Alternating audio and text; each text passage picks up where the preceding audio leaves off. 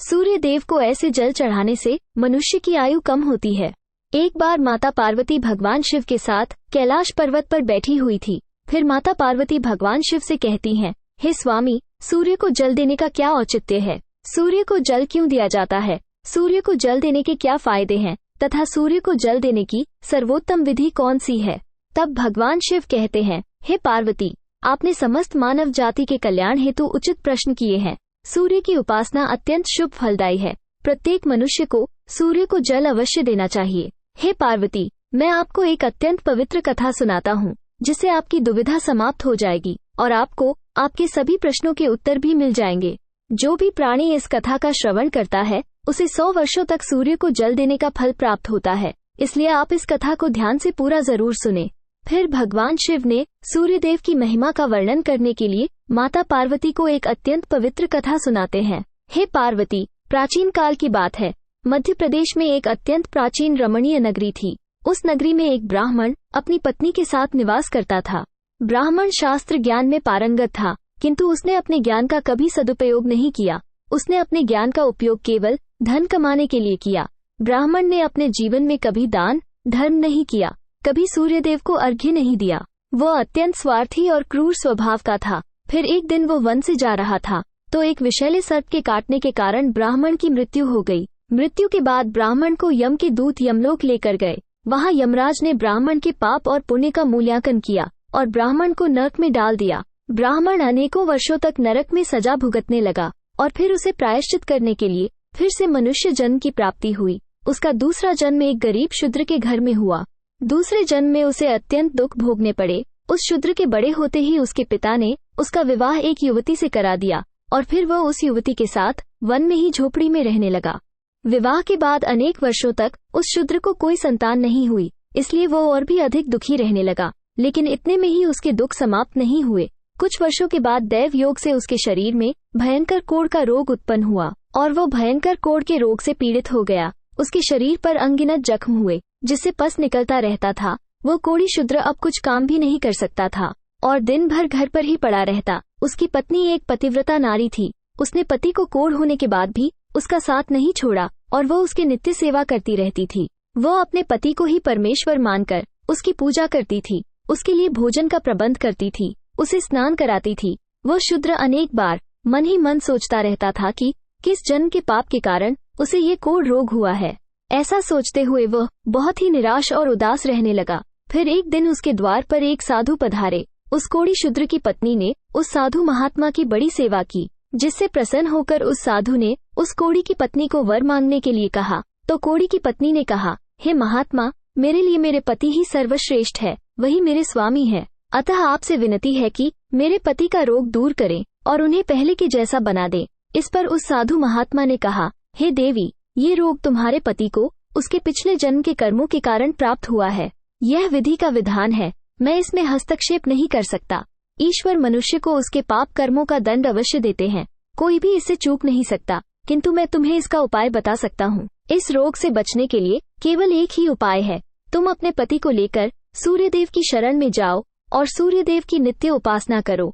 सूर्यदेव की कृपा से तुम्हारा पति कोढ़ से मुक्त हो जाएगा और उसे कामदेव के समान रूप प्राप्त होगा। फिर उस साधु महात्मा ने उस स्त्री को सूर्यदेव की उपासना करने की विधि बताई। उस विधि को जानकर उस कोढ़ी की पत्नी ने अपने पति के साथ मिलकर पूरी निष्ठा और श्रद्धा से सूर्यदेव की उपासना की और देखते ही देखते कुछ दिनों में उसका पति पूरी तरह से ठीक हो गया।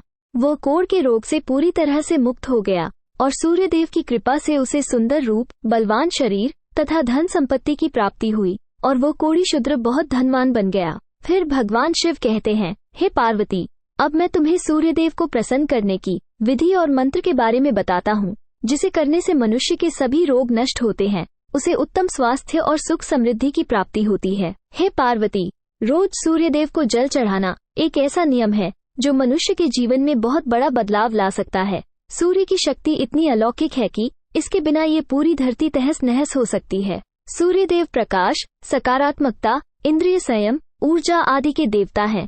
सूर्यदेव को मात्र जल चढ़ाने से सभी संकट दूर हो सकते हैं। संसार की हर परेशानी का हल सूर्यदेव के पास ही है। सूर्यदेव की उपासना करने से आत्मा की शुद्धि होती है और मनोबल बढ़ता है।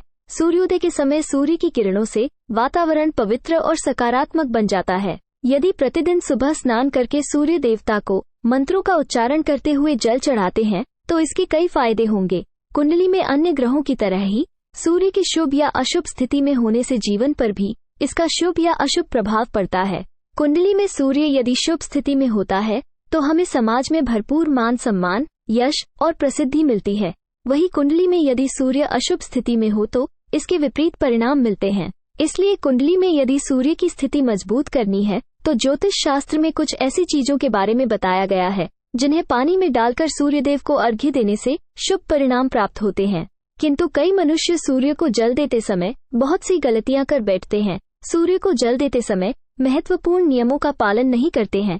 गलत तरीके से अर्घ्य देकर सूर्यदेव का अपमान नहीं करना चाहिए, अन्यथा मनुष्य को कई कष्टों का सामना करना पड़ सकता है। साथ ही केवल सूर्य को जल देने से फल की प्राप्ति नहीं होती है। सूर्य को जल देते समय विधि का पालन करते हुए सूर्यदेव के मंत्र का जाप करना भी आवश्यक है, तभी सूर्य को जल देने का फल मनुष्य को प्राप्त होता है।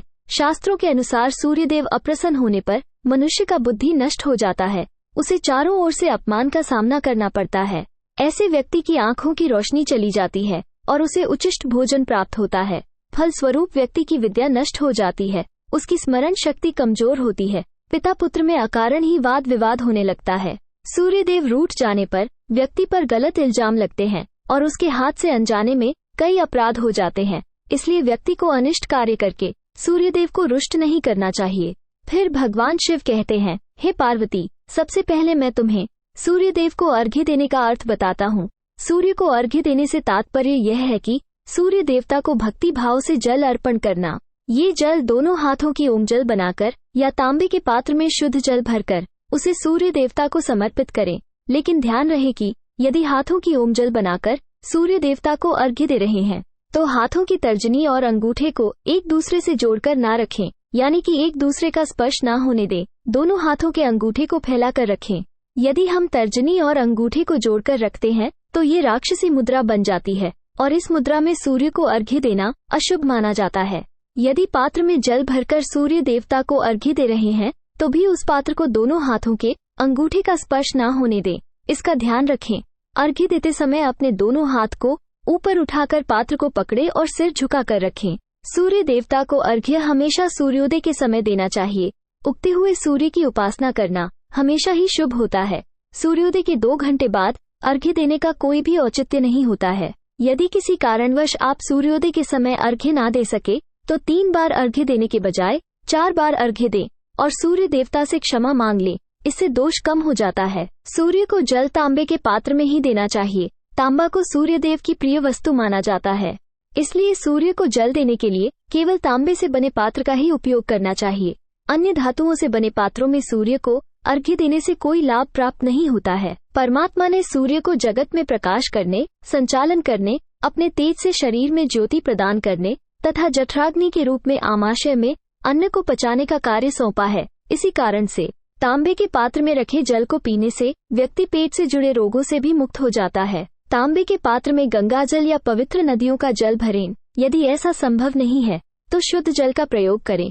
मात्र जल से कभी भी अर्घ्य नहीं देना चाहिए।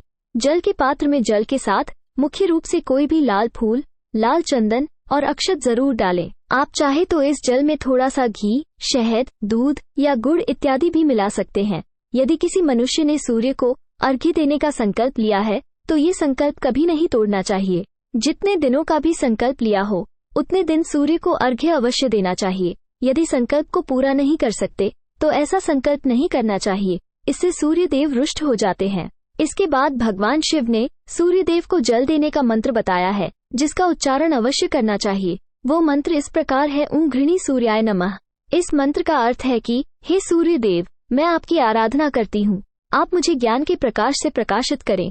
दिन के निर्माता, आप मुझे बुद्धि प्रदान करें और आप मेरे मन को रोशन करें। इस मंत्र का उच्चारण करके सूर्य को जल देने से दरिद्रता का अंत होता है और व्यक्ति को सुख समृद्धि की प्राप्ति होती है। फिर भगवान शिव कहते हैं, हे पार्वती, सूर्य देव की महिमा अपरंपार है और प्रतिदिन ही हमें उनका आभार मानना चाहिए, परंतु मुख्य रूप से रविवार का दिन सूर्य देवता का दिन माना जाता है। इसलिए कुंडली से सूर्य दोष को दूर करने के लिए रविवार के दिन विशेष रूप से सूर्य देवता का उपवास रखना चाहिए और सूर्य देव से संबंधित वस्तुओं का दान करना चाहिए। सूर्य देव से संबंधित वस्तुएं हैं तांबा, गेहूं, गुड़, चंदन तथा पीले रंग के वस्त्र आदि। इन वस्तुओं का रविवार के दिन दान करने से व्यक्ति के सभी दुखों का अंत होता है। यदि व्यक्ति बीमार है अथवा घर में सूतक है या अन्य कोई समस्या है जिसके कारण वह सूर्य देव को अर्घ्य नहीं दे पा रहे हैं, तो इसके लिए शास्त्रों में मानस पूजा का प्रावधान किया गया है, अर्थात अपने मन में ही सूर्य देव को अर्घ्य दे सकते हैं। सूर्योदय पूर्व दिशा से होता है और यदि किसी कारणवश सूर्य देव दिखाई नहीं दे रहे हैं तो उनका मन ही मन स्मरण करके पूर्व दिशा की ओर मुख करके उन्हें अर्घ्य दे सकते हैं, लेकिन कभी भी सूर्य को अर्घ्य देने का संकल्प ना छोड़े। इस प्रकार से भगवान शिव ने सूर्य देव को अर्घ्य देने की विधि, सूर्य देव को अर्घ्य देने का मंत्र बताया। वीडियो अच्छी लगी हो तो लाइक, शेयर और ऐसे ही वीडियो को देखने के लिए हमारे चैनल को सब्सक्राइब जरूर करें। धन्यवाद।